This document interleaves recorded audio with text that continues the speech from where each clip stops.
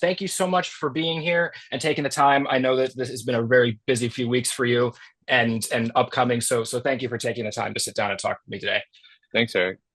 I my first question for you is how you actually first came into contact with the short story, because I actually wanted to get a chance to read it before I talked with you, but for the life of me I couldn't find it anywhere. Mm. And it's such a lovely story, and I would just love to hear how you got your hands on it first, and what inspired you about it initially.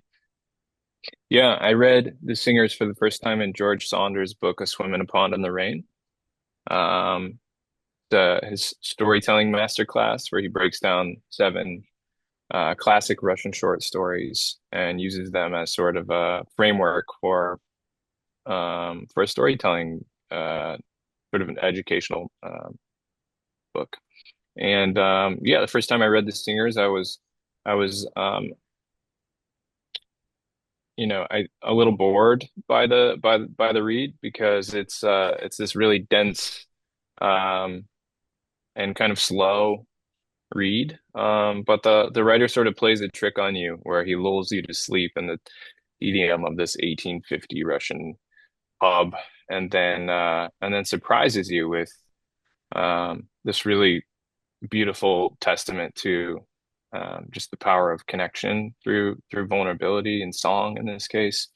Um, and then it was that text combined with the idea of recreating it, doing sort of a modern spin on it, but starring um, viral video singing sensations from all around the world, and kind of having them play these unsuspecting geniuses in the rough in a little pub.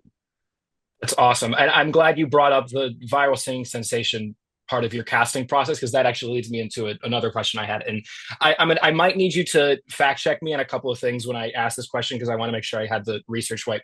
But from my understanding, you didn't have a full written script for this, correct? Or did you? Correct. Correct. And you shot it with actors, and you casted through TikTok, right? Like mostly with Hmm. people who had never acted before. And you Yes. and you also shot on 35 Kodak? Hmm. Yes, we Okay. shot on film. Yeah, crazy. I know. Crazy I was like, proposition yeah, from our that's the coolest producers, but thing. yeah, Oh, that's awesome. Okay, yeah, I was gonna ask like how the idea for even for all of those things together, but hmm, for casting through TikTok specifically, I haven't yeah, done a lot of research into stuff like that, but the characters and the performers in the movie are wonderful. So I was just curious how what your process was like for curating and going through all of that and contacting people and hmm, that whole process. yeah. Well, it was just a long and slow and tedious process of scouring the internet for a year and a half or so, and starting conversations with people that were good potential fits. Looking for looking for singers first, but they needed to be more than great voices. They needed to be people with a lot of depth, a lot of life experience, so that they would bring with them um, a lot of material that could be tapped into on the day when we were improvising and asking them to play themselves essentially. Um, and yeah, really tapping into my documentary experience and just building trust with people, tracking people down, begging people to respond to comments and DMs, and eventually cobbling together a really unique sort of group of underdogs. That's awesome. That's so cool. I really liked the phone call you posted with the performers when you the short lists were announced. That was really sweet. Yeah. Well, that's a good sort of indication of how the the experience was for them in general on set. I think everybody was just because none of them are trying to be or have ever been trying to be actors. It was just a really jovial and lighthearted experience for them. I think everybody was just really grateful to be there and to be seen, to have their talent really honored in this way was meaningful for these guys. So, and I think, some of the best performances aren't necessarily singing performances, but just the sort of I don't really believe in extras, but the secondary patrons of the bar, there were also people we found on like random, very random ways, some of them via street casting in bars around LA, and some of them like everybody else on social media. There's one guy, Muffin, the kind of heavy set guy on the end of the bar who talks a lot of shit. Yes. Got on his first plane of his life to fly from Arkansas to Wow. LA, and his coworkers still don't believe that he's in an Oscar shortlisted movie. I think he's bullshitting. Was he the one that when you said it to him, was he like, was that good or bad? Yeah, yeah, that's That's Muffin. so cool. That's so cool.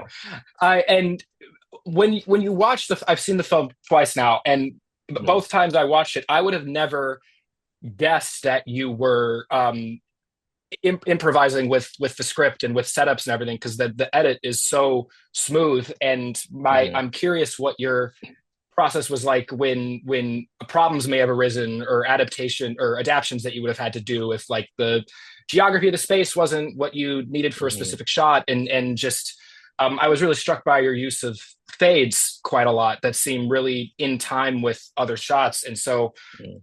I was just curious how you adapted to potential issues, because I would have never known there were any. Yeah, it was, making the movie was a lot clumsier than you would think watching it. We spent a lot of time in the edit, and I think one thing that helped is we had this idea for the beginning of the film to be almost claustrophobic and a lot of singles, because we wanted to indulge in their faces, but we also wanted disparate strangers in the bar at the beginning, and then to eventually kind of open it up to two shots and wider coverage.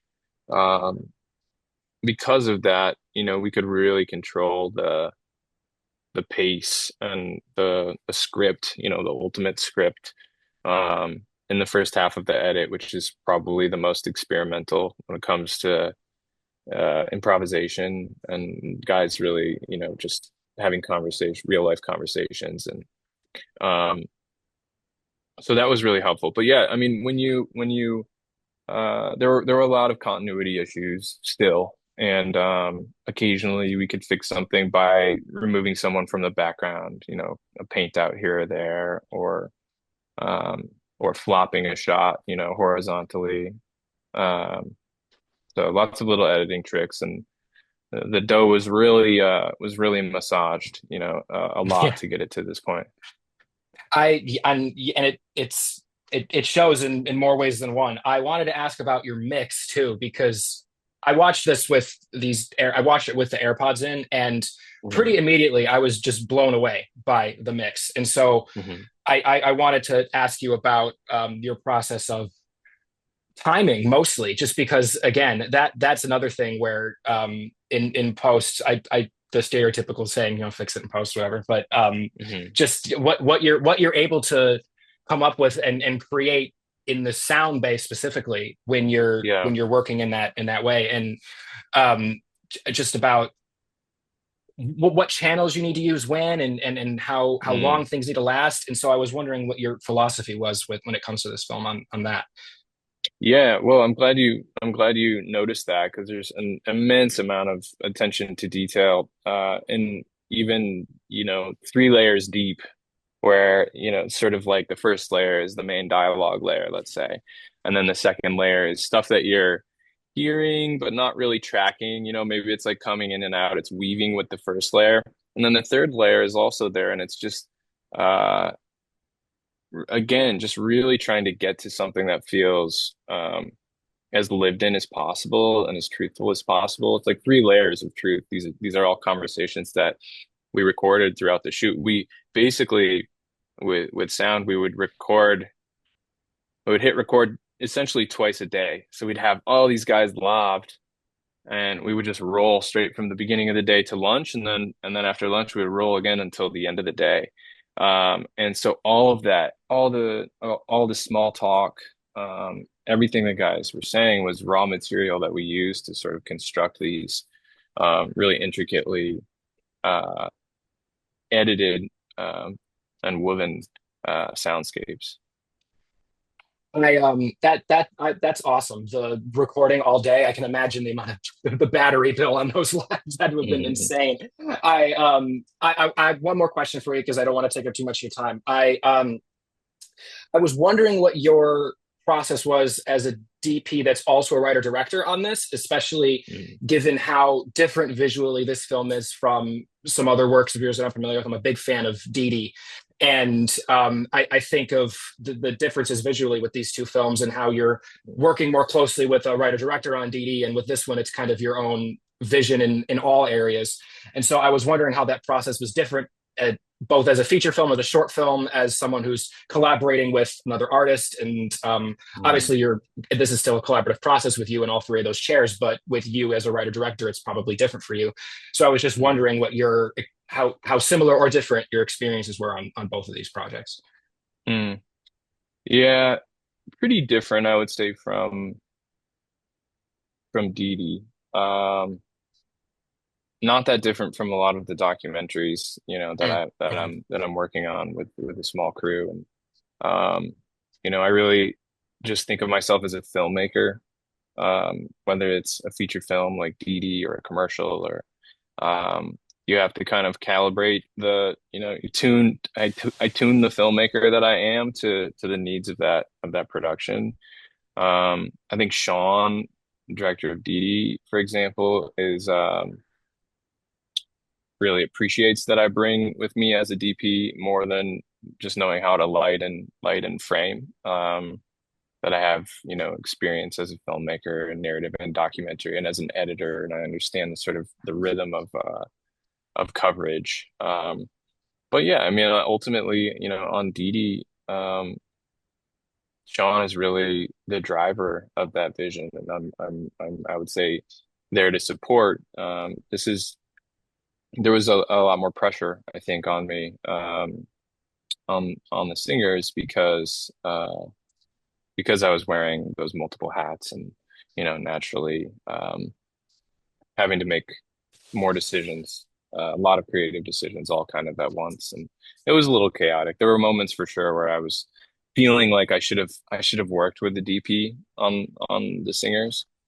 Because the actors and the way we made it without a script and all the improvisation and their lack of experience on camera required so much bandwidth from me, and sort of like live writing.